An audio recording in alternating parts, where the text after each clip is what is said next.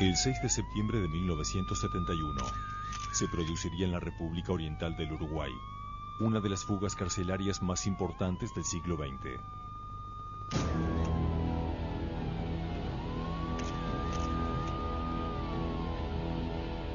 ...106 integrantes del Movimiento de Liberación Nacional Tupamaros y 5 presos comunes intentarían evadirse del penal de Punta Carretas.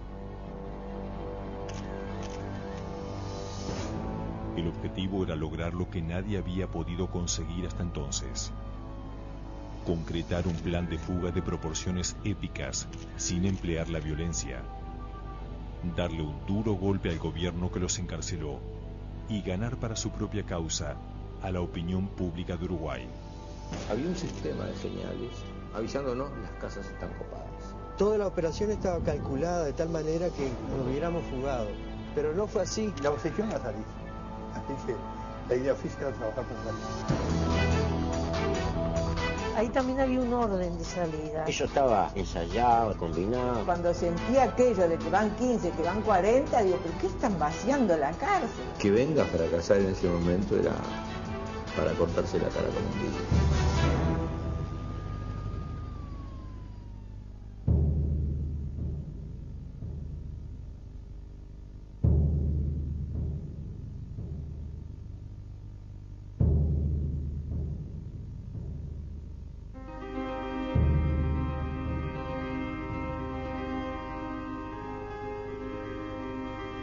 Durante la primera mitad del siglo XX en la República Oriental del Uruguay, los golpes de Estado y el recurso a las armas fueron elementos que los uruguayos consideraron como ajenos a su idiosincrasia.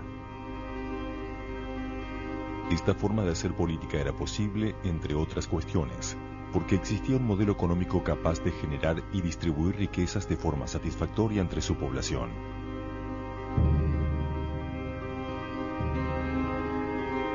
Uruguay siempre fue visto, y al mismo tiempo le gustaba autopercibirse, como una avanzada europea dentro de un continente latinoamericano al que sentía ajeno.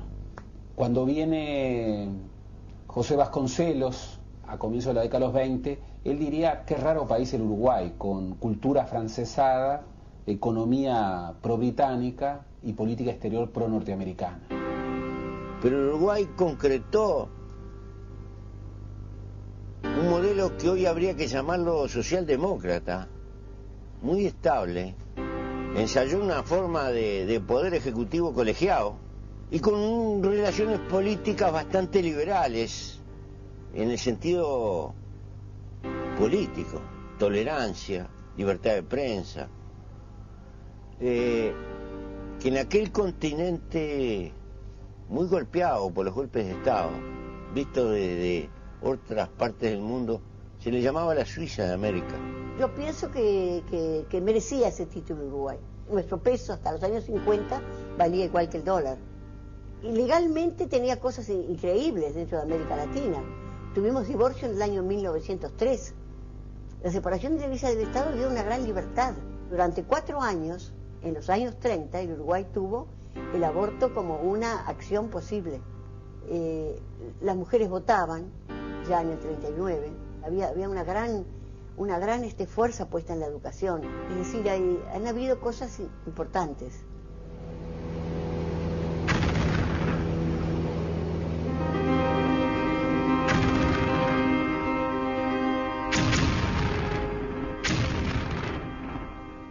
Hacia 1945 la economía uruguaya se basaba, por un lado, en la explotación agrícola y ganadera orientada hacia el mercado externo, y por otra parte, en la intervención del Estado para garantizar que los indicadores socioeconómicos fueran los mejores de la región. Durante la Segunda Guerra Mundial, las exportaciones vivieron una etapa de expansión gracias a las compras que realizaban los países beligerantes. Pero al finalizar el conflicto, la situación cambió dramáticamente.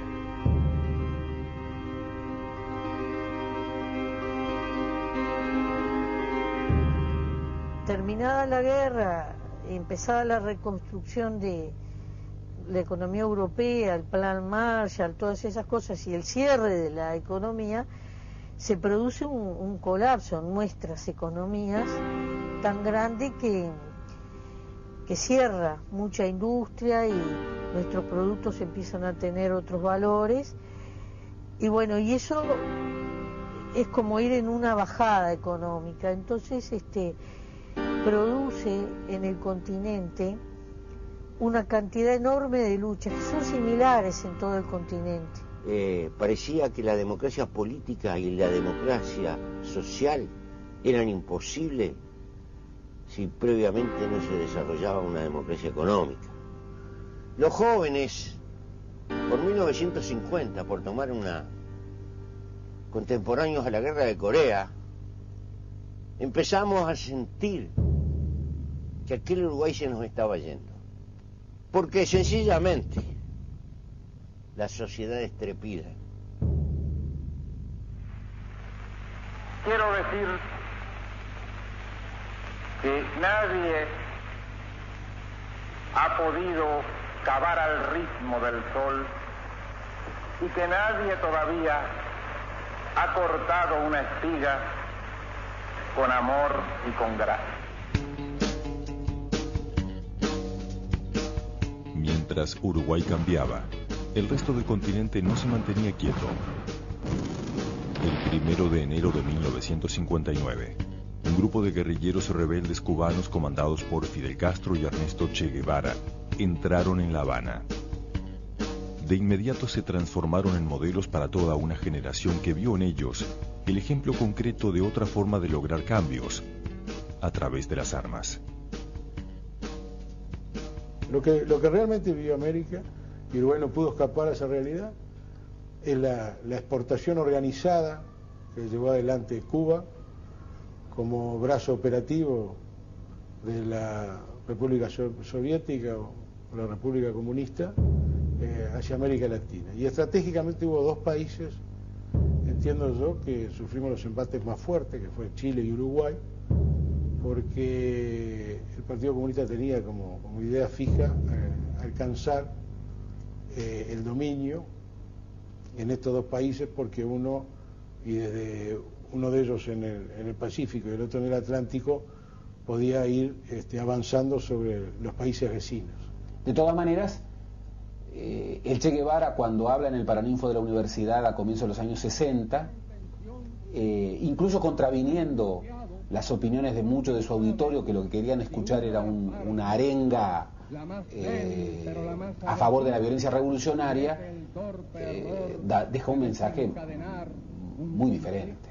Dice: cuiden los valores de la democracia uruguaya, cuiden los valores de esta sociedad que todavía mantiene márgenes de igualdad relevantes.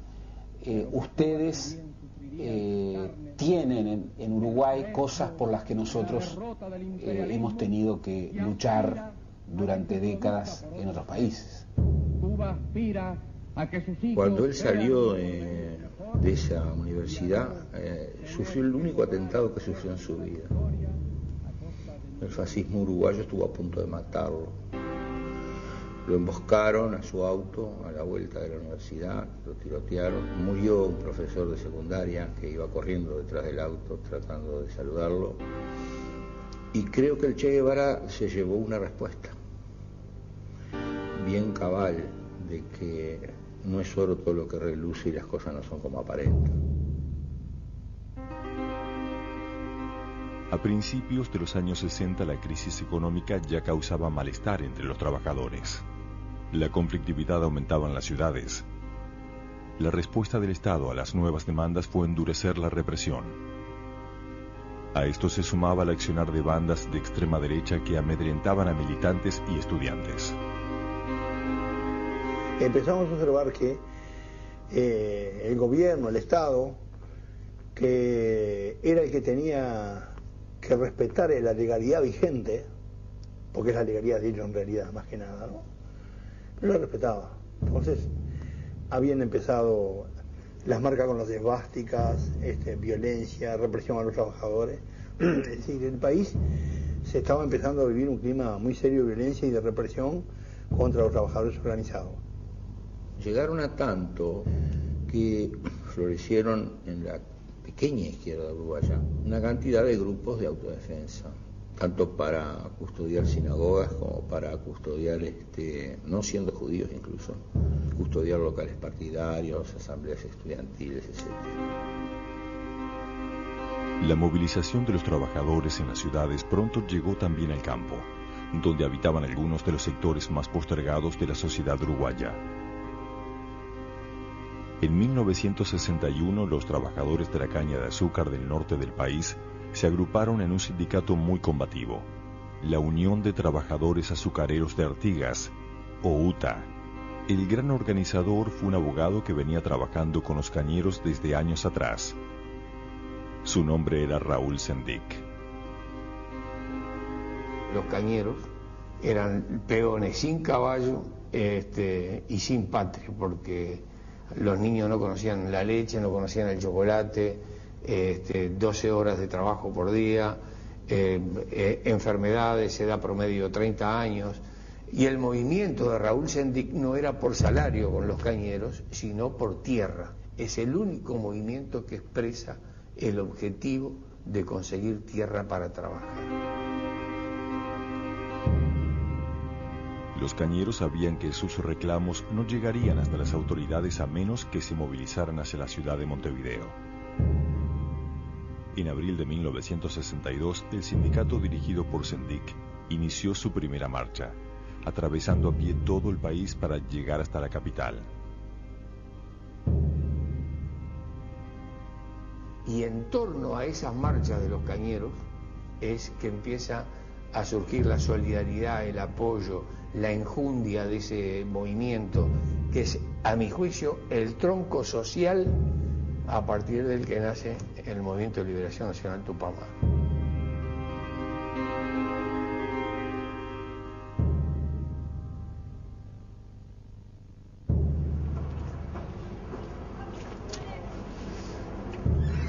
Eran 4 plantas, ¿no? 4 filas de celdario. 48, 96 celdas en cada planta. Acá había 24 celdas donde estábamos nosotros. Allá enfrente también había otras 48. Y después abajo había una hilera de 24 celdas más llenas también de compañeros.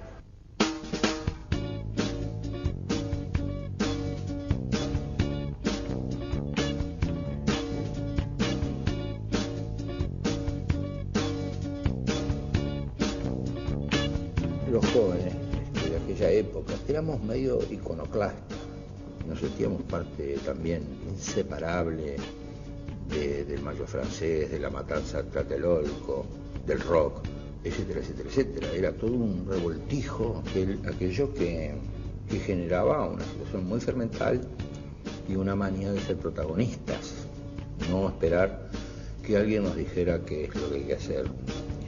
Entonces fuimos pasando desde grupos de autodefensa a formaciones más especializadas en el uso de la violencia. Esa es la época que estamos con doble disciplina. Pertenecemos a alguna fuerza política legal de las que está funcionando, pero a su vez nos juntamos en estas actividades con el intento de construirle algo que sirviera para luchar y resistir clandestinamente si se nos venía la dictadura. Naturalmente había diferencias en la discusión, en los puntos de vista, pero había una unificación en los hechos cuando había que hacer cosas concretas. Y sobre todo que eran un poquito peligrosas. Para 1963, los distintos grupos de izquierda organizados en torno a la solidaridad con el sindicato cañero decidieron comenzar a pertrecharse. El 31 de julio de 1963, un grupo de militantes, entre los cuales se encontraba Raúl Sendik, partió de Montevideo con rumbo a la localidad de Nueva Helvecia, en las cercanías de Colonia del Sacramento. Allí se encontraba el Club de Tiro Suizo. En los montes de Itacumbú, los cañeros en huelga estaban rodeados por la policía y por el ejército y no tenían con qué defenderse. Entonces necesitaban para su resistencia las armas que se fueron a buscar al Tiro Suizo, que comandó Raúl ese operativo, estaban destinadas a los cañeros alzados, como en los viejos tiempos. Fuimos con nuestros autos particulares, o prestados, una cosa media chapucera.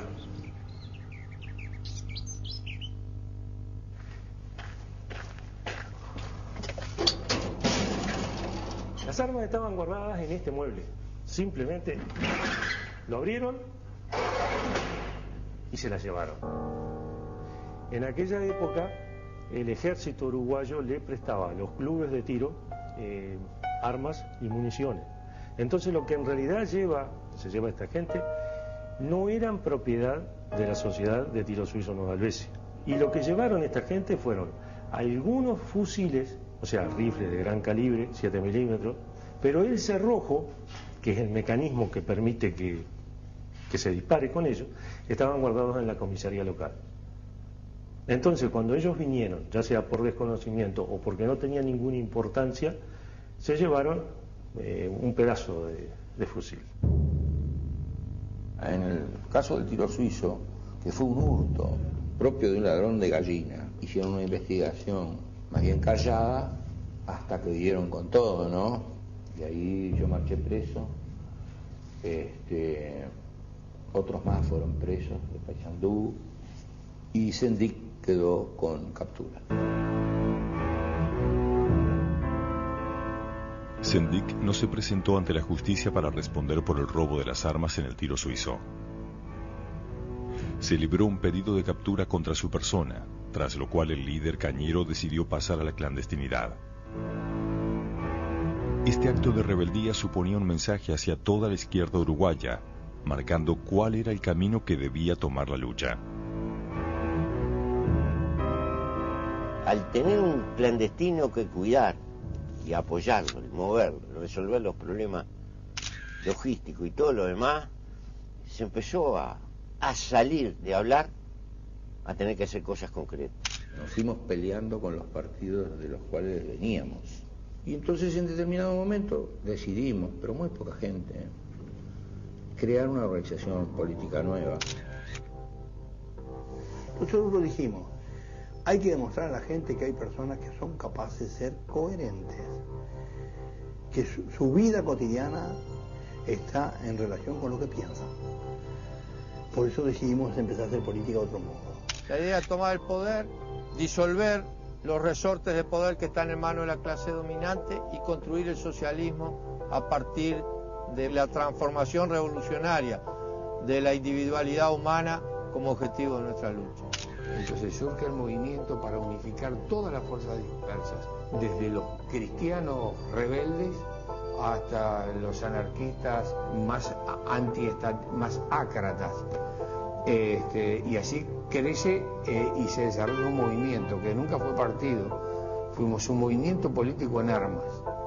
El discurso políticamente correcto en la izquierda de aquel entonces era llamarse Partido Revolucionario de los Trabajadores, Partido de los Proletarios que están muy ofendidos, etc. Nosotros, para romper con todo eso, dijimos, nosotros vamos a llamar Tupamaros. Tupamaros era el nombre que los españoles despectivamente le daban a los revolucionarios, es decir, a los que se insubordinaban contra la corona. Artigas era un Tupamaro. Pero ni en el Uruguay va a saber nadie qué significa eso, no importa, la gente va a averiguarlo y vamos a recatar la palabra de la historia misma. En noviembre de 1964, el nombre de la agrupación apareció por primera vez en un volante universitario firmado con la sigla TNT, Tupamaros no transamos. Con las primeras acciones llegaron también las discusiones en torno al tipo de movimiento armado que se debía construir. Sendik, Mujica, Huidobro y Manera, los principales referentes tupamaros, participaron en las polémicas en las que finalmente se optó por conformar una guerrilla urbana. El MLN tuvo una discusión teórica muy importante con Regis Debray, que era el teórico del foquismo, y con el propio Che Guevara, que ellos decían que la lucha armada urbana por sí misma no podía triunfar, que la guerrilla urbana podía servir como retaguardia, pero que la guerrilla tenía que ser rural. No hay ninguna guerrilla urbana que haya ganado en ningún lugar de América Latina. Indudablemente que el movimiento tiene una gran diferenciación con los otros movimientos guerrilleros en América Latina, dado que las condiciones que tenía este país eran condiciones verdaderamente en donde no existían ni montañas, ni grandes montes, ni grandes selvas. Y nuestra fuente fue más bien el maquis francés, la resistencia que se había hecho a los nazis en Europa, la resistencia a Francia colonial, en las ciudades argelinas. Entonces ensayamos otra cosa y fuimos, en alguna medida fuimos recreadores de la resistencia urbana. Yo pertenecía a una célula que vendría a ser parte del embrión del MLN y nos habíamos dado como tarea el desarrollar toda una investigación de la ciudad, entre las cuales también estaban las cloacas. Fue esa la idea, el tratar de llegar a conocer exactamente todos los rincones de la ciudad, hacer de la ciudad el monte que no teníamos. Se nos cataloga por ahí de que éramos una guerrilla. En realidad estoy con la definición de Real de Azúa. En realidad éramos políticos con armas. Lo que no sabíamos es que cuando usted empieza a jugar con fuego, el fuego va creando también reacción. Un día terminamos de trabajar tarde, como era costumbre, y cuando salgo a hacer el recorrido veo en una pared una estrella, un símbolo, que después fue símbolo de los Tupamaros. Entonces yo le digo al oficial, le digo, ya he visto esta figura en otras paredes, y he visto lo de Tupamaros escrito.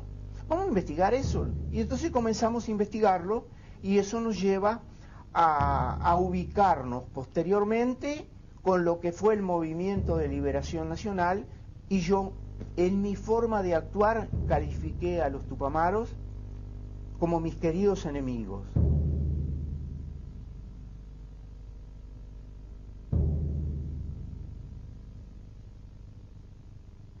Nosotros estábamos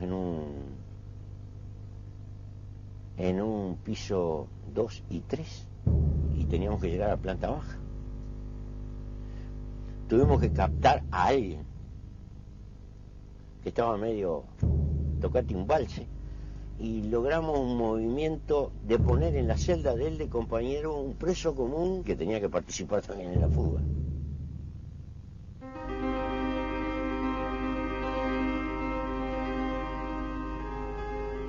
Entre 1963 y 1966 los Tupamaros realizaron sus primeras acciones. Sin embargo, la organización aún trataba de mantener un perfil bajo para no atraer sobre sí a la represión policial. El MLN, en sus orígenes, era un movimiento que reivindicaba la lucha armada, pero desarrollaba una lucha armada extraordinariamente cívica, en donde se buscaba rehuir cualquier episodio que pudiera tener algún desvío terrorista. Es un movimiento muy sui generis, con mucha creatividad en lo que tiene que hacer, con pasos muy delicados con respecto a las operaciones militares, aunque por supuesto desde el momento en que teníamos las armas y que realizábamos una operación militar, si había un momento de confrontación, se llevaba adelante la confrontación. Algunas eran acciones de simpatía, que lo que buscaban esencialmente era mostrarle las llagas que tenía la sociedad. Otras acciones eran demostrar lo que era el sistema financiero, por ejemplo. Es decir, acá había un sistema de bancos, pero habían aparecido unas financieras que eran media clandestinas, que movían y sustraían valor en forma importante. Mi compañera trabajaba en una de ellas. Yo me conecto en forma militante con el MLN, del que empiezo a formar parte, y les cuento a mis compañeros la situación y se decide denunciar el hecho a través de una acción, ¿no? Y nosotros ahí hicimos un asalto muy peculiar porque no llevamos ni un peso ni nada, llevamos documentación y le demostramos a la sociedad lo que estaba pasando. Hay algunos directivos del banco que van presos y yo quedé en la clandestinidad porque esa denuncia me supuso eso.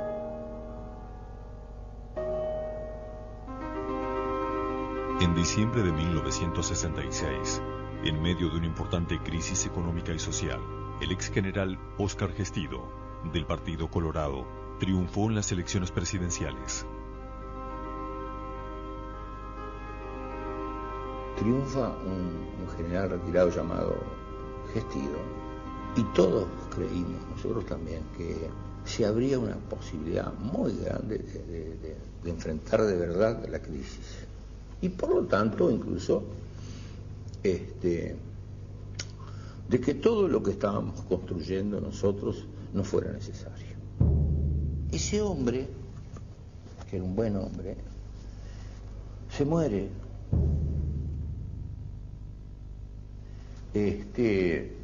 Y asume Pacheco Areco. Pacheco empezó a desconocer el Parlamento, decretó la congelación de salarios, gobernaba por decreto y bueno, desde el punto de vista de un espíritu democrático era un golpe de Estado. Rodeado de la ultraderecha y apoyándose en la gente más de derecha de este país, inaugura su gobierno ilegalizando a toda la izquierda y cerrando los medios de prensa de la izquierda. Empezó como, estas son las aceitunas para ir haciendo boca. A la represión del gobierno pachequista, los sindicatos respondieron endureciendo sus medidas de fuerza. Durante 1968, la tensión social sin precedentes se transformó en una espiral que se retroalimentaba. Por medidas prontas de seguridad, el gobierno tenía posibilidades de detener gente sin ser sometidos a proceso, sin estar acusados de ningún delito, por ejemplo, por ser militantes sindicales o por ser militantes estudiantiles, y por lo tanto el gobierno hizo de la represión y de la detención excepcional, es decir, la forma habitual de relación con la sociedad. Nosotros le respondemos al gobierno, le tiramos con todo lo que podemos. Y el gobierno nos tira con todo lo que podemos y entramos en una dialéctica que es todo ese periodo que se va radicalizando mucho en Uruguay. Empieza a aparecer a nivel del movimiento sindical y a nivel del estudiantil una radicalización, se polarizan las posiciones en el movimiento de masa y eso va generando también que la lucha popular se ponga un poco al rojo vivo, ¿no? Bueno, en aquellos años se fue haciendo experiencia al andar, porque claro, las acciones fueron increyendo en el tiempo, ¿no? No había en Uruguay ningún tipo de manual para cómo luchar contra un enemigo que se organizaba de las sombras y no se instalaba como una guerra o una confrontación convencional. Y fue la policía la encargada de librar esos combates. La policía y el ejército uruguayo participan de ese proceso que ha dado en llamarse la pentagonización de las Fuerzas Armadas y de las Fuerzas Policiales latinoamericanas. Es decir, en los años 50 y en los años 60, la influencia norteamericana y también la influencia francesa, en el sentido de acciones antirrepresivas que incorporaran, bueno, instrumentos de terrorismo de Estado, bueno, está muy comprobada. Los servicios de inteligencia americanos estaban instalados hasta en la propia jefatura y estaba la orden de que había que suministrarles toda la información que ellos requirieran, es decir, hacía un procedimiento, detenía a 2 o 3 tupamaros y ellos se interesaban en ese tipo de información o querían concurrir a los procedimientos que yo realizaba, o querían que previamente yo le informara de esos procedimientos.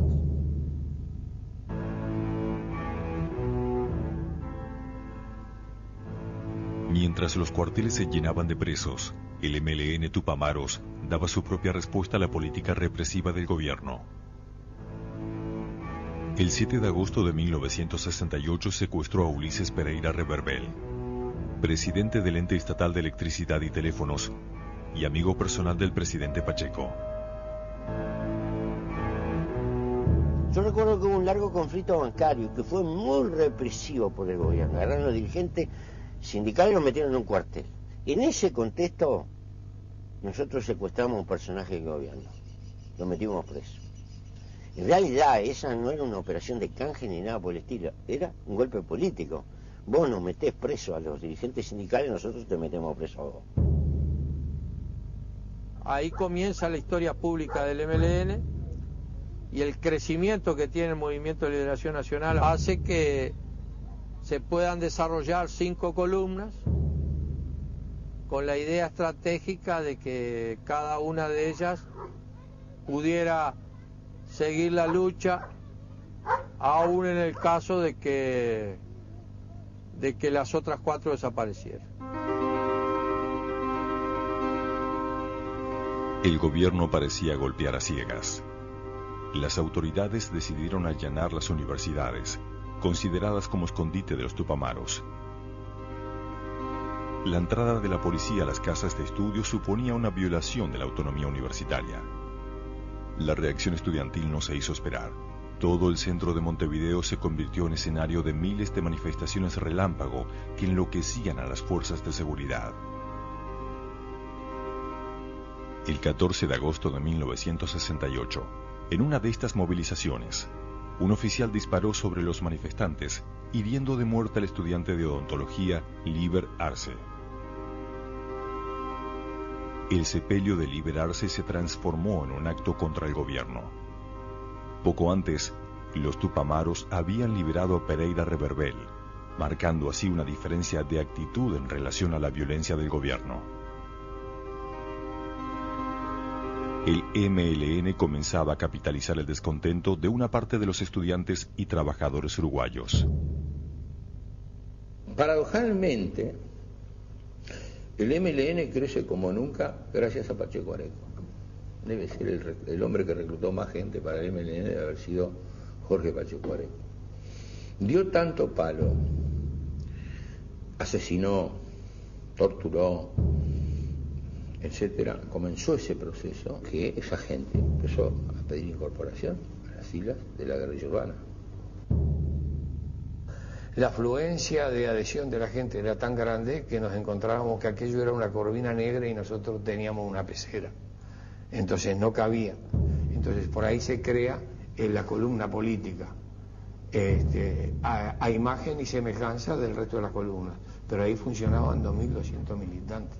Y eso trajo una debilidad desde el punto de vista de la seguridad, porque pertenecer a un organismo clandestino significa operar o actuar con determinadas reglas de seguridad muy severas, que al principio los pocos que éramos las teníamos, pero con el crecimiento eso se debilitó. Fernández Huidobro ha dicho que Pacheco fue una especie de fábrica de construir Tupamaros, pero lo que no ha dicho Fernández Huidobro es que la inversa también ocurría.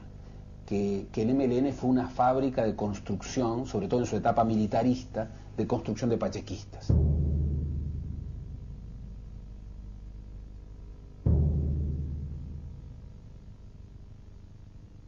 Se consigue una cosa importante, se piden afuera los planos de la cárcel, pero en la cárcel misma, con auxilio de un preso común, se supo que estaban los planos directos de la cárcel ahí adentro, sobre todo de los cimientos, viejos planos, y él los aportó.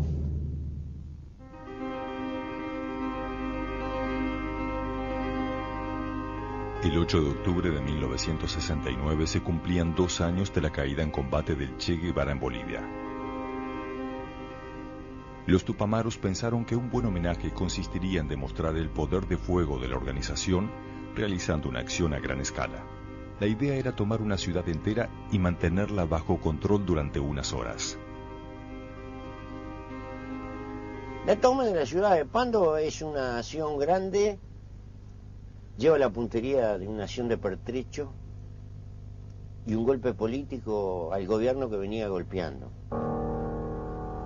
La ciudad está a 31 kilómetros del centro de Montevideo, ¿no? Entonces nuestra dificultad era cómo trasladábamos hasta ese lugar coordinadamente un contingente tan grande de compañeros. Raúl me dice, ocupate de resolver ese problema.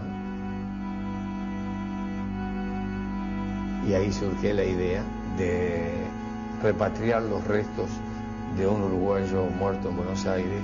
Se contrata un furgón y 5 vehículos, en cada vehículo un comando, y ahí marcharon los comandos, se expropiaron y se leyeron proclamas, se dejó al comisario en un calabozo, y en la evacuación había un talón de Aquiles. Cuando nos retiramos, una parte de los que se retiraban victoriosos fueron encerrados en una emboscada donde marchamos presos como 16 y murieron varios compañeros.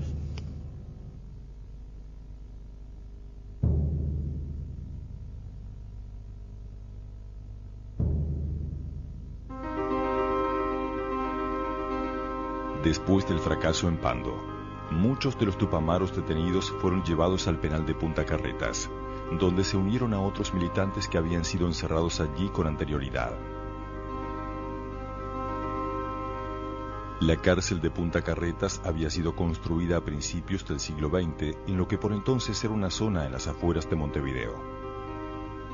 Durante algunas décadas fue un penal modelo, donde los reclusos realizaban todo tipo de actividades recreativas y laborales. Su nombre se había hecho célebre cuando en 1931 un grupo de 8 anarquistas se fugó de la prisión a través de un túnel. Cuando los tupamaros comenzaron a llegar a Punta Carretas, a fines de los años 60, el penal había entrado en un proceso de decadencia que acompañaba el deterioro general del país.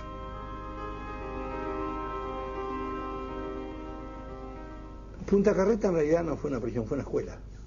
Yo daba cursos explosivos en Punta Carreta. Y de táctica de combate.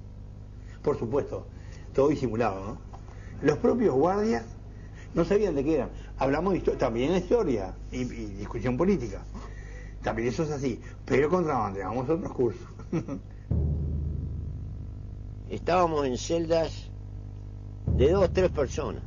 En esa celda teníamos algunas cosas para cocinar o para reforzar la comida que nos daban, que era intragable, con alguna cosa que nos traían nuestros familiares de afuera. Nosotros aplicábamos una especie de socialismo y recibíamos todas las bolsas y hacíamos una especie de clearing y después repartíamos. Y sacábamos algo para darle a los presos comunes. Es una convivencia bastante fluida y normal, pero que a nosotros nos servía muchísimo. Especialmente para cualquier plan de fuga. Mientras los tupamaros presos organizaron la llamada Comisión Aspirina para evaluar los posibles planes de fuga, en el exterior el resto de la organización también elaboraba planes para liberar a sus compañeros. Y en ese momento surge un plan que se llamó el Mangangá, que era hacer un túnel que en definitiva eran de 400 metros, desde un local que quedaba a 4 cuadras del penal hasta llegar al penal. Sacaron la idea del tiempo que nos podía llevar, la organización que no teníamos que montar, y teníamos que lograr intercomunicar las celdas. Entonces descubren que con la edad, con el tiempo, no los ladrillos, pero la argamasa que los unía salía muy fácilmente. Si tú conectabas todas las celdas y hacíamos desembocar un túnel que hacían los compañeros de fuera hacia la cárcel, nosotros nos íbamos al acostarnos y ellos no descubrían la fuga hasta el otro día.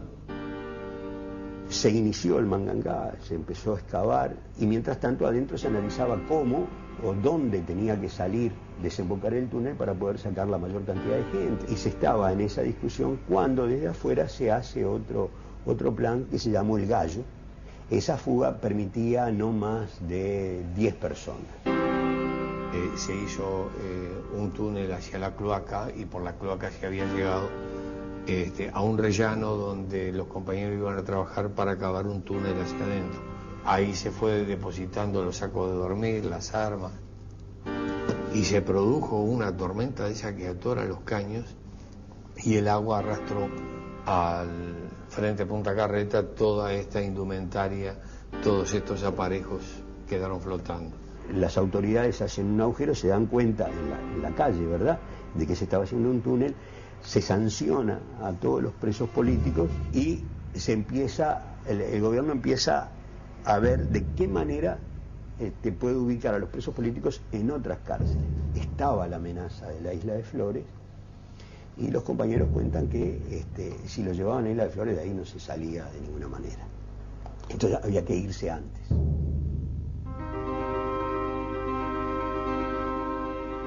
A medida que la situación económica y política favorecía el crecimiento del MLN, la organización se fue haciendo más compleja. Hacia 1970 contaba con sus propios hospitales, fábricas de armas y de documentos falsos. Los tupamaros llamaban a esta estructura el doble poder, porque representaba un poder paralelo al del Estado. La presencia de la fuerza en la calle garantizaba la integridad de los presos. Digamos, alguien que castigara a un compañero que estaba preso tenía que salir en algún momento del establecimiento y en la calle estábamos nosotros. Hubo un momento en que el MLN decide en una política o en una concepción de doble poder tener sus propias cárceles también.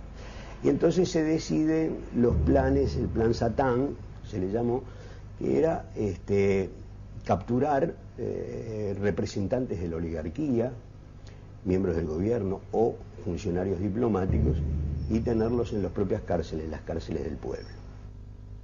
Se comenzaron a ver la posibilidad de que el tratar de canjear los presos, secuestrando gente que tenía pesos, digamos, muy decisivos a nivel internacional, ¿no?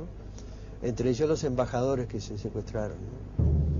Embajador de Brasil, el embajador de Inglaterra,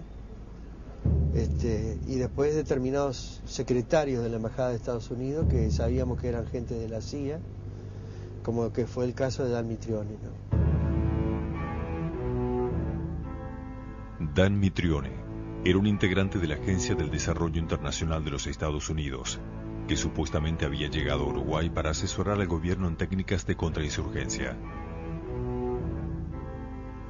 Los tupamaros descubrieron que Mitrione tenía contactos con la CIA y que su tarea consistía en enseñar a la policía uruguaya métodos de tortura para extraer información de los prisioneros políticos.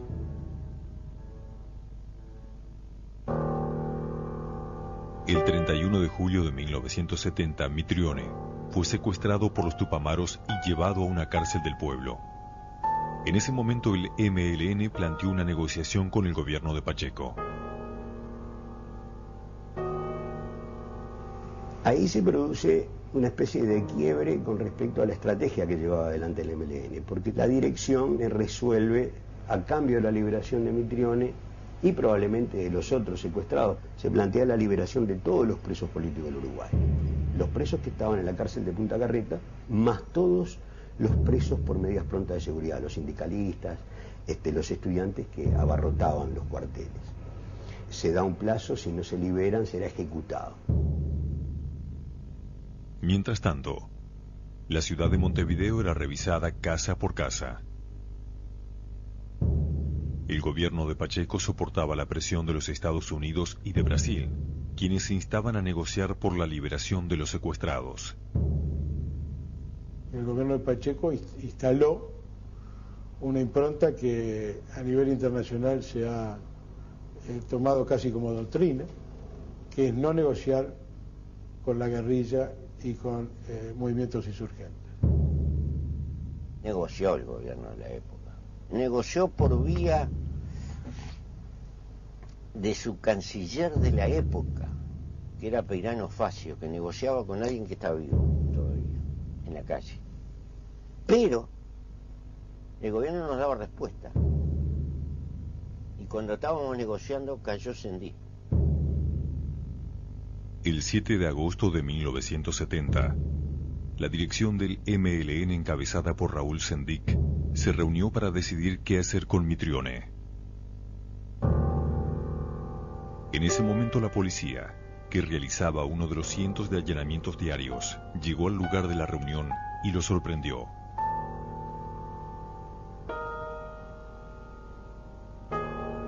Con todos los dirigentes del MLN presos, las negociaciones por la liberación de Mitrione se interrumpieron. La estructura de la organización Tupamara quedó desarticulada, sin conexión alguna entre la dirigencia detenida y las diferentes células que seguían operando en el exterior, las cuales poco a poco comenzaron a tomar contacto entre sí para recomponer la estructura.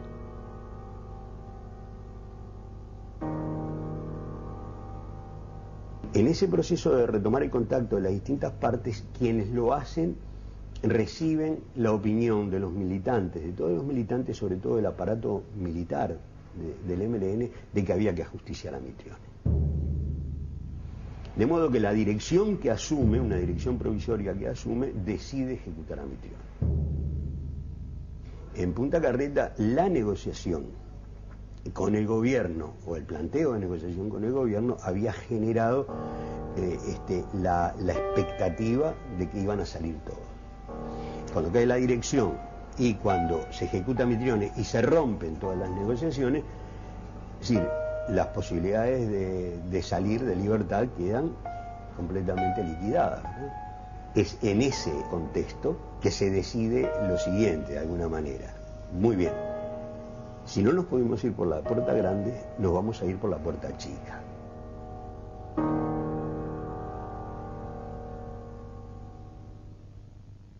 Establecer todo un mecanismo complejo adentro de la cárcel, por el cual empezamos la obra y íbamos trasladando la tierra. Las íbamos comprimiendo y comprimiendo, abajo de las camas. Y como teníamos unas cobijas que tapaban así, la fuimos comprimiendo todo y teníamos calculado los metros cúbicos. A último momento llegamos acá con la tierra. Tuvimos que poner tierra en lugares en medios inverosímiles, pero la logramos disimular.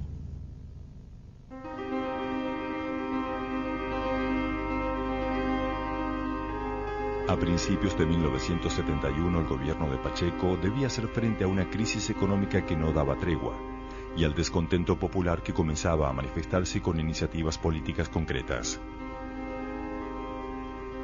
El 5 de febrero de 1971, todas las fuerzas de izquierda forjaron una alianza para crear el Frente Amplio, con vista a las elecciones de noviembre de aquel año.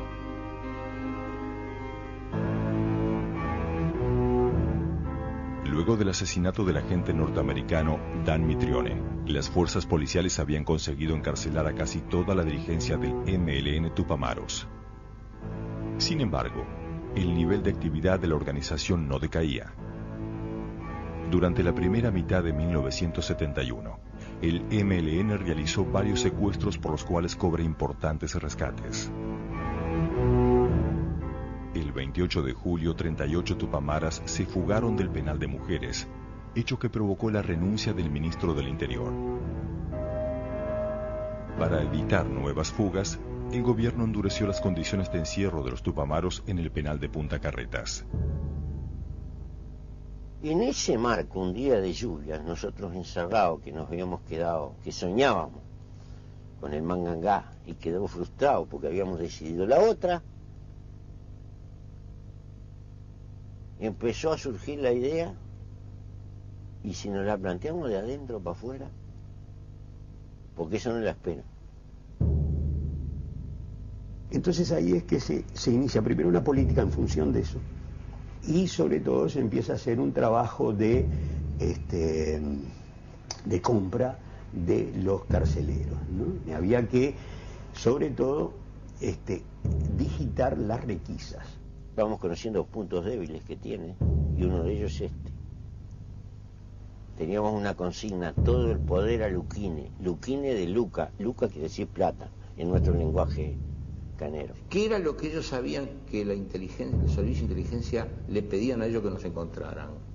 A los tupamaros búsquenle papeles. Entonces nosotros a este tipo le íbamos a dar papeles. Y el que daba bien, nosotros también. Y como ellos decían, no nos rompan las pelotas con los papeles.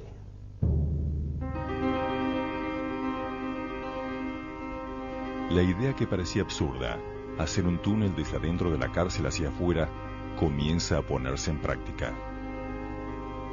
Para llevarla a cabo, los militantes presos debían interconectar todas las celdas a través de los boquetes en las paredes que ellos llamaban heladeras. Luego debían seleccionar la celda desde la cual se realizaría el túnel hacia el exterior. Había que cavar el túnel, que debía tener alrededor de 40 metros de largo, y finalmente copar 2 casas de familia, una de ellas ubicada frente al penal, donde desembocaría el túnel, y la otra ubicada detrás de la primera. El último tramo del túnel debía ser realizado a último momento, en el instante mismo de la fuga. Todo este proceso debía estar concluido en 30 días, pues ese era el tiempo entre requisa y requisa que los tupamaros habían conseguido comprar sobornando a los guardias. La técnica esta la hicimos aprendida de los ladrones. Nosotros hicimos con los alambres de las camas, de los tejidos, hicimos una trenza, entonces hacíamos un agujerito en la pared y después íbamos serruchando. ¿Donde están las cuchetas, los tapones? Entonces hicimos collage, entonces ahí sí pusimos mujeres con poca ropa y todo, como hacen todos los presos, ¿no? Y acostumbramos además también a los guardias a colgar la ropa al pie de la cama, de manera que tapaba también la visión. Lo fuimos acostumbrando. Nosotros estábamos en un piso 2 y 3 y teníamos que llegar a planta baja. Tuvimos que captar a alguien que estaba medio tocate un valse y logramos un movimiento de poner en la celda de él de compañero un preso común que tenía que participar también en la fuga. El INGE, Jorge Manera Lluvera, hizo una cantidad de instrumentos caseros que permitían tomar mediciones para mantener la línea recta y calcular los metros. Abajo en el túnel, entre 3 alambres se llevaba la línea recta. El ingeniero Manera había hecho un aparato, un nivel, entonces yo con ese nivel ponía como jalones las pilas y después en la dirección yo establecía la línea y ponía una varilla así en el techo clavada con una grampa de alambre, entonces uno iba escarbando, mirando aquello y seguía por eso. Eso significó de hecho un trabajo absolutamente colectivo, 100 y pico de personas trabajando todos para eso, ¿verdad? Generalmente había 4 o 5 compañeros en el túnel, uno que excavaba, otro atrás que juntaba la tierra y embolsaba, y 2 que tiraban de las cuerdas. De todas formas, a medida que se alargaba el túnel, las pérdidas de aire eran mayores, por lo tanto había que poner nuevos compañeros a trabajar porque no les daba. O sea, hubo compañeros que se enfermaron ahí adentro, es decir, y había que relevarlos permanentemente. Al llegar a los cimientos del muro, no se tenían datos de que el muro estaba sentado sobre una placa de grava, que era muy dura, era casi piedra, y si se avanzaban 2 metros por día, como se venía avanzando en el túnel, cuando llegaron ahí avanzaban a 10 centímetros por día. No se avanzaba, no se salía a la parte exterior del muro, vamos a decir, por abajo, y se consumía el tiempo.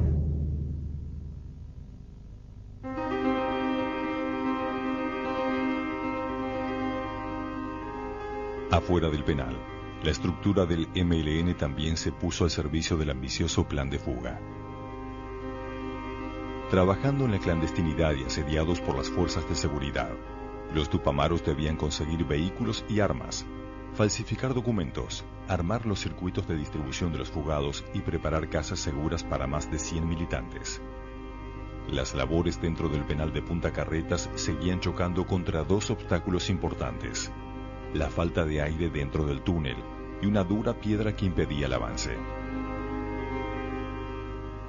Escarbar en la tierra no hace ruido, pero cuando estás con piedra hubo que pegar martillazos con hierro Entonces esos golpes, aunque eran debajo de la tierra y ya fuera del celdario, entonces para que no sintieran los golpes contra la piedra, que estábamos abajo, jugábamos al fútbol, a los gritos, y los compañeros que estaban abajo sabían de tal a tal hora, podían darle con todo a los martillazos, ¿no? Pudimos sortear esa piedra en determinado momento y ya está, después fue chiflar. Ya después de superado el problema del muro, se encuentran con el viejo túnel de los anarquistas, que cruzaba en forma oblicua. Entonces cuando se llegó a ese túnel, hubo aire que entró en el túnel y permitió avanzar un poco más, pero ese aire se acababa, ¿no? Porque era aire estancado. Con muchas dificultades se siguió y los cálculos decían que a determinada cantidad de metros tenían que encontrar el caño colector que pasaba por el medio de la calle Solano García. Y bueno, se encontró, se horadó el caño colector y entonces se tuvo aire permanente, ¿no? A partir de ahí ya había aire en abundancia para seguir excavando. El 4 de septiembre de 1971, el túnel estaba listo. Los tupamaros reciben la orden de iniciar la fuga. Por la noche, luego de la última ronda de guardia, desmontan los boquetes y transforman a todas las celdas en un gran corredor.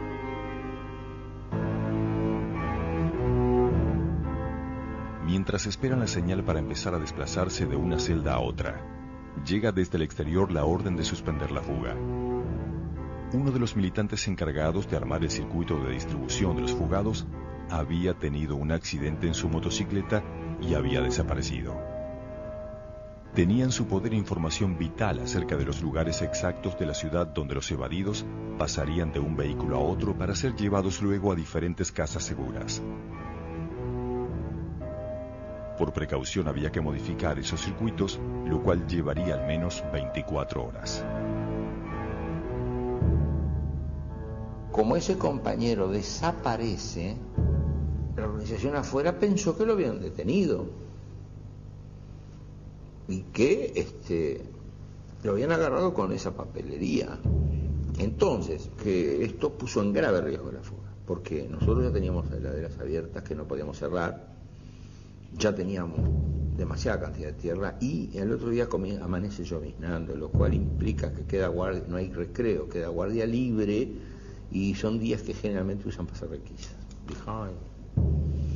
Ahí sí que ya estábamos fritos. Y las horas más tensas de mi vida fueron esas. Porque faltando este pedacito así, que venga a fracasar en ese momento era para cortarse la cara con un vidrio.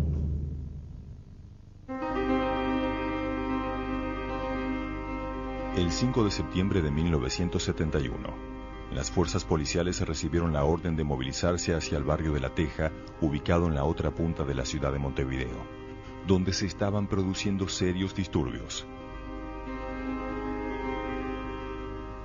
Nos habían dicho que había que venir de este lado del puente para hacer lo que llamábamos en aquel entonces una bocha, una especie de manifestación relámpago, cosa que nos dejó a todos bastante sorprendidos, salvo por la confianza que nos merecían los compañeros, pero no sabíamos que lo que estábamos haciendo era, como el Tero, justamente, cantar en el lugar en donde no están los huevos. Nosotros ahí concebimos el tejazo como una operación de dispersión, de distracción, con relación a la operación principal que era la fuga. Mientras las acciones en el barrio de La Teja reclamaban la atención de las fuerzas policiales, los militantes tupamaros rápidamente reconstruyeron el circuito de contactos para garantizar la fuga, estableciendo nuevas rutas de escape.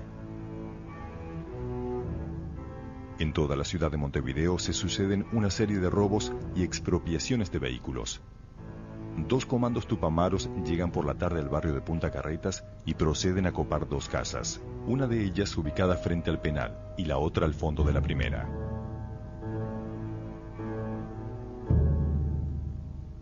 Y bueno, la toma vino un vecino que él vivía ahí en el apartamento del fondo. Una noche que no andaba nadie por la calle, y entonces me hizo seña por la ventana y yo le abrí, mi vecino, y entonces entraron los dos. Y entonces no me decían nada, y yo digo, ¿qué pasa? Entonces Billy me dice, mirá, fulana, dice, estos muchachos son tupamaros y necesitan la casa para un trabajo. Y entonces nos llevaron allá al fondo. Las dos casas daban espalda con espalda y de la segunda casa se salía. Esa era la casa que tomamos nosotros. Y sobre la mesa del comedor también organizamos unas armas y dinero que había que darle a la gente que se iba, y desde el teléfono de la casa nos conectamos con el estéreo a decir que bueno, que allí estaba todo pronto. Después nosotros teníamos que esperar. Había un sistema de señales, un simple encendedor con toda la llama para afuera, avisándonos las casas están copadas.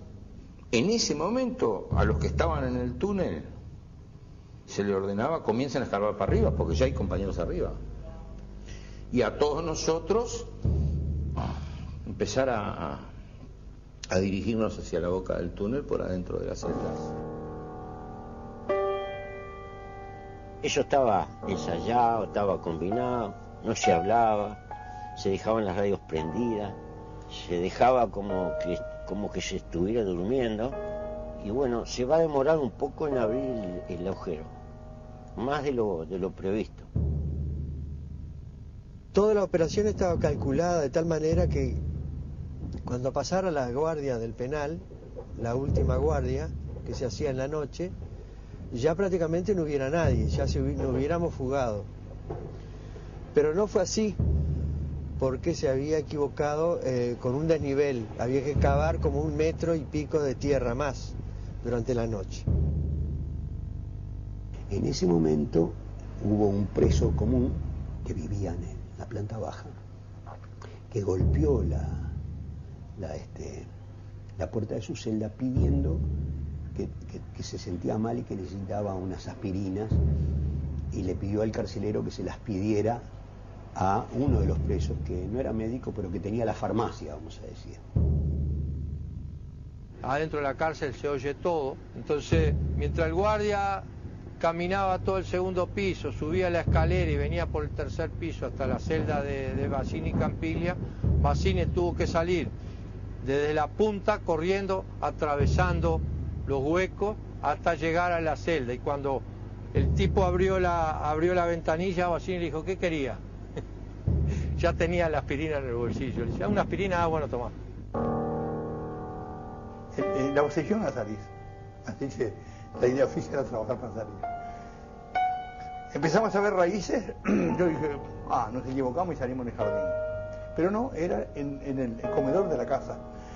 Ayudaron de arriba. El candidato a premio Nobel, Ernst Engler, por el mal de Alzheimer, con un estetoscopio miró de arriba, yo golpeaba de abajo, y entonces él escuchó y empezaron a escarbar de arriba, si no, salimos. A las 3 de la mañana del 6 de septiembre de 1971, con casi 5 horas de demora, las celdas de Punta Carretas se vaciaron. 106 tupamaros y 5 presos comunes comenzaron a atravesar un túnel de 40 metros para salir, completamente embarrados, en el living de una casa de familia de clase media. Vos ibas atrás de los zapatos del que iba adelante, y el de adelante te iba pegando en la cara, ¿no? Y el ruido era como un tropel de caballos en ese hondo túnel, y la respiración jadeante por la mitad. Y cuando llegábamos ahí había unos compañeros que estaban ahí, que te decían, bueno, párate acá, levantá los brazos, ¿verdad? Ellos te alzaban un poquito y de arriba te agarraban los brazos y te sacaban como el corcho de una botella, hacía ¡poc! Porque salía justito, ¿viste? Pero era un poquito más grande, ¿no? No. Sacaron exactamente 9 baldosas. Yo me acuerdo cuando no sé quién que dirigía el operativo anunciaba a la gente que estaba en la otra casa los que iban saliendo. Y entonces decía, tenés todo pronto, mirá que van 15. Bueno, 15. Al ratito decía, mirá que van 25, mirá que van 40. Y usted no creía, tanta gente. Y entonces cuando sentía aquello de que van 15, que van 20, que van 40, digo, ¿pero qué están vaciando la cárcel esta gente? Bueno, efectivamente, sí, salieron 111 personas, ya son quedó un poco vacío. Unos cuantos.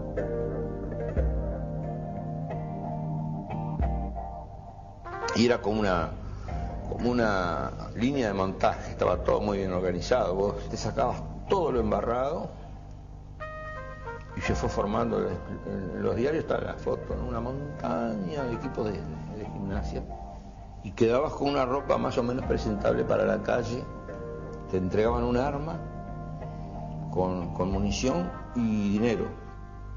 Ahí también había un orden de salida. Ese orden tenía que ver con el peso político, diríamos, de los compañeros que salían. Por eso teníamos los dos autos, porque lo que era la dirección no se fue en el camión, se fue en los dos autos.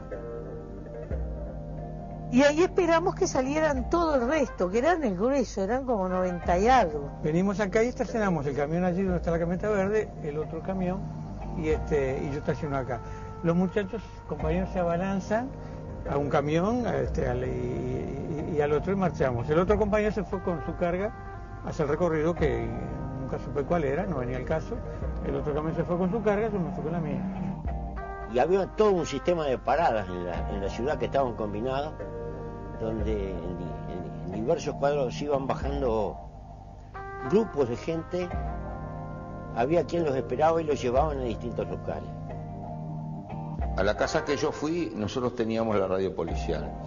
Entonces la policía todavía estaba tratando de controlar los últimos líos que había en el barrio de La Teja. Al rato sí dan la alarma. Atención a todas las unidades, dirigirse a la zona de Punta Carreta, posible fuga de sediciosos, cerrar Montevideo. Dice que cuando vinieron ahí 2 o 3 milicos, hicieron así.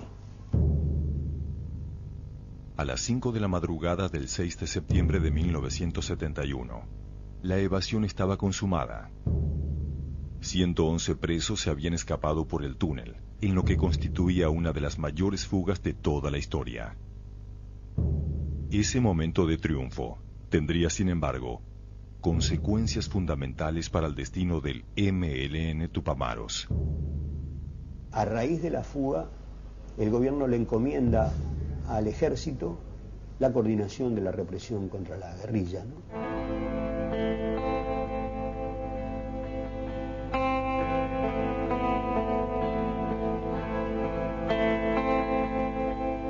En Uruguay, cuando se da la interrupción del sistema democrático en el año 73, la guerrilla estaba controlada y el movimiento de Tupamaros estaba vencido.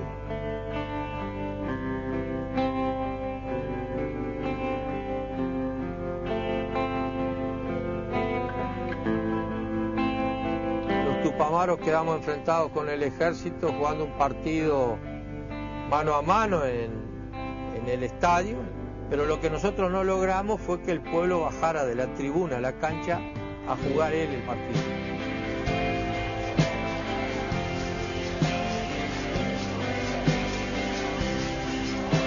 La transición uruguaya, una transición muy autocomplaciente, que evitó temas cruciales que con el tiempo reaparecieron.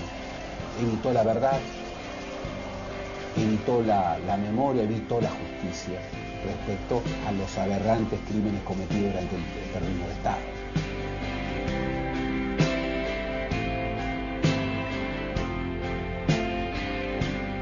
Bueno, hoy nosotros seguimos siendo una organización cerrada, chica. Acá entra quien queremos nosotros, no quien quiere. Tenemos acá una comisión que se llama la CAI, Comisión de Asuntos Internos, que verifica el comportamiento de cada uno de nosotros.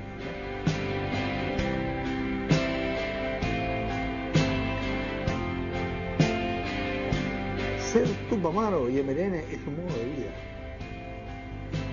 Nosotros, sin caer en el extremo de son las sectas religiosas, nos parecemos bastante.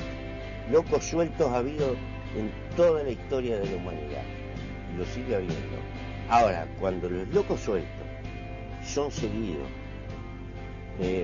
por corriente y riquezas de forma satisfactoria entre su población.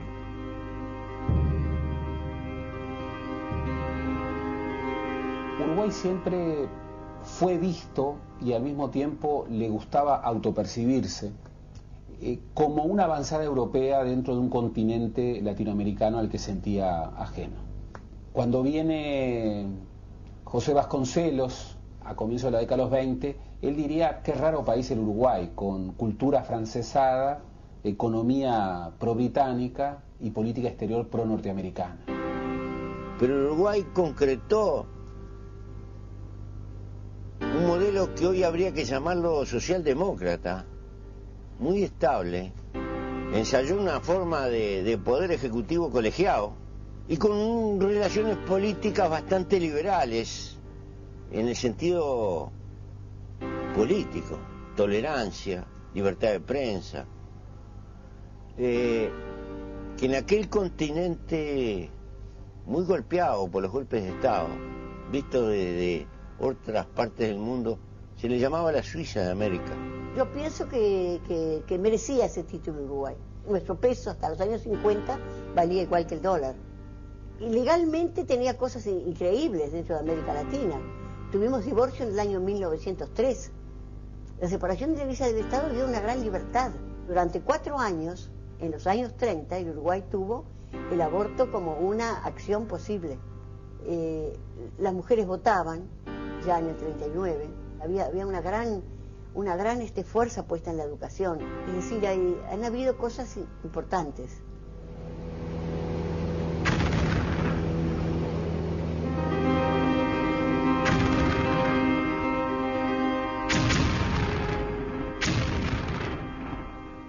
Hacia 1945 la economía uruguaya se basaba, por un lado, en la explotación agrícola y ganadera orientada hacia el mercado externo, y por otra parte, en la intervención del Estado para garantizar que los indicadores socioeconómicos fueran los mejores de la región. Durante la Segunda Guerra Mundial, las exportaciones vivieron una etapa de expansión gracias a las compras que realizaban los países beligerantes. Pero al finalizar el conflicto, la situación cambió dramáticamente.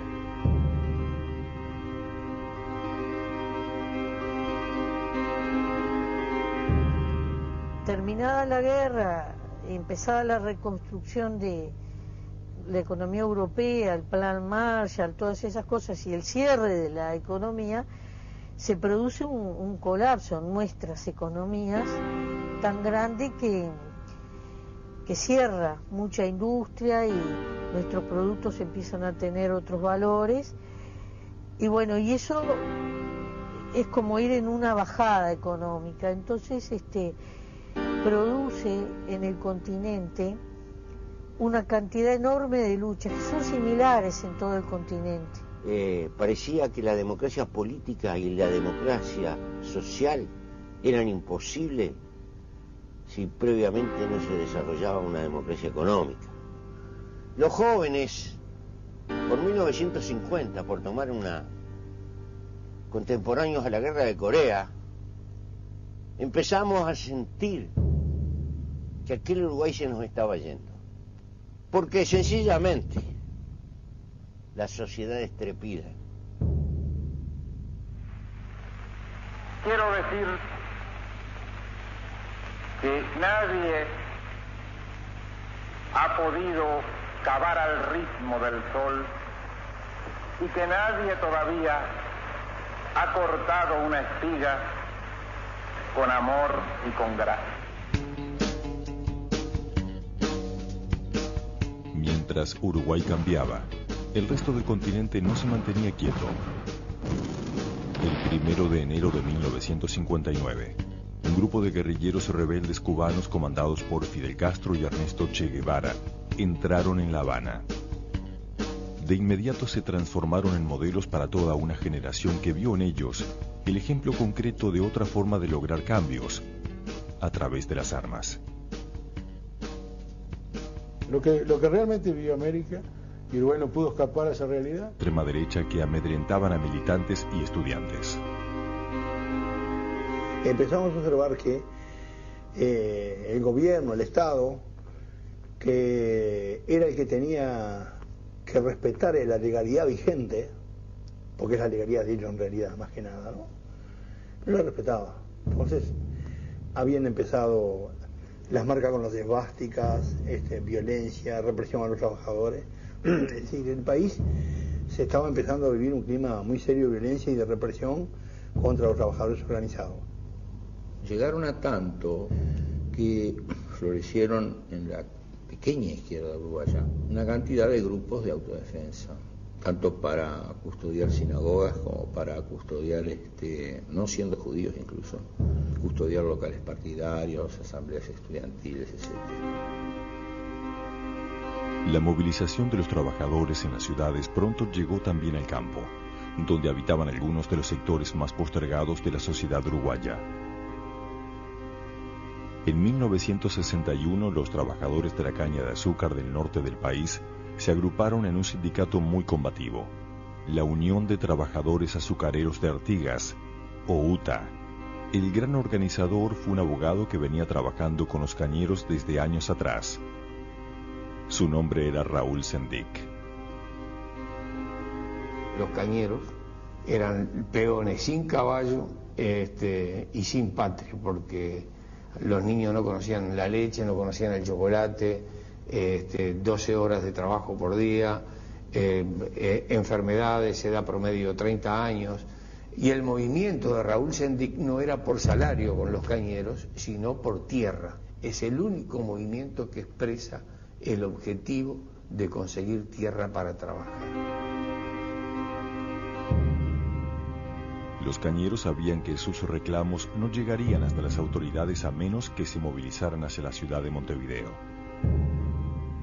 En abril de 1962, el sindicato dirigido por Sendik inició su primera marcha, atravesando a pie todo el país para llegar hasta la capital. Es la exportación organizada que llevó adelante Cuba como brazo operativo de la República Soviética o la República Comunista hacia América Latina. Y estratégicamente hubo dos países, entiendo yo, que sufrimos los embates más fuertes, que fue Chile y Uruguay, porque el Partido Comunista tenía como idea fija alcanzar el dominio en estos dos países, porque desde uno de ellos en el Pacífico y el otro en el Atlántico, podía ir avanzando sobre los países vecinos. De todas maneras, el Che Guevara, cuando habla en el Paraninfo de la universidad a comienzos de los años 60, incluso contraviniendo las opiniones de muchos de su auditorio, que lo que querían escuchar era una arenga a favor de la violencia revolucionaria, deja un mensaje muy diferente. Dice: cuiden los valores de la democracia uruguaya, cuiden los valores de esta sociedad que todavía mantiene márgenes de igualdad relevantes. Ustedes tienen en Uruguay cosas por las que nosotros hemos tenido que luchar durante décadas en otros países. Cuando él salió de esa universidad, sufrió el único atentado que sufrió en su vida. El fascismo uruguayo estuvo a punto de matarlo.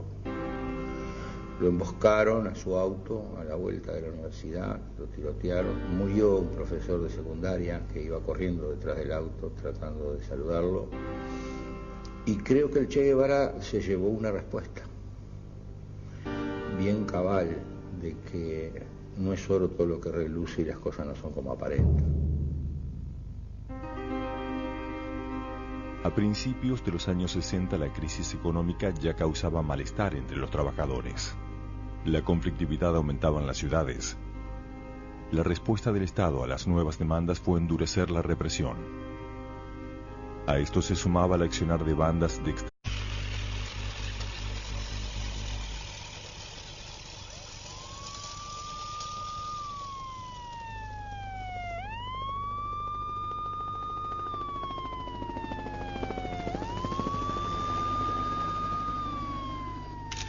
El 6 de septiembre de 1971 se produciría en la República Oriental del Uruguay una de las fugas carcelarias más importantes del siglo XX.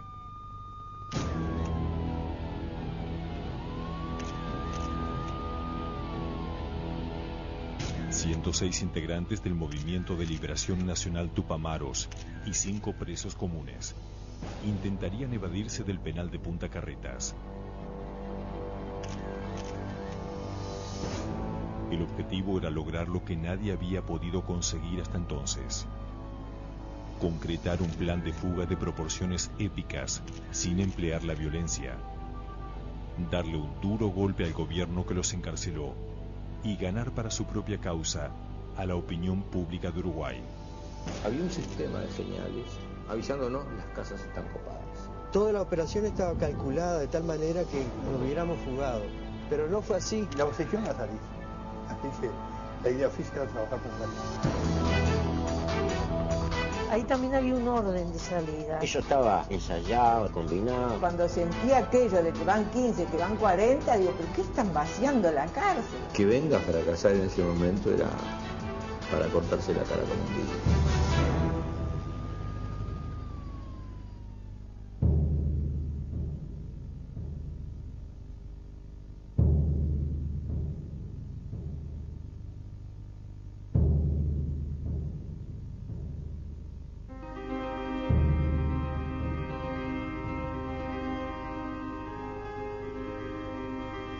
Durante la primera mitad del siglo XX en la República Oriental del Uruguay, los golpes de Estado y el recurso a las armas fueron elementos que los uruguayos consideraron como ajenos a su idiosincrasia.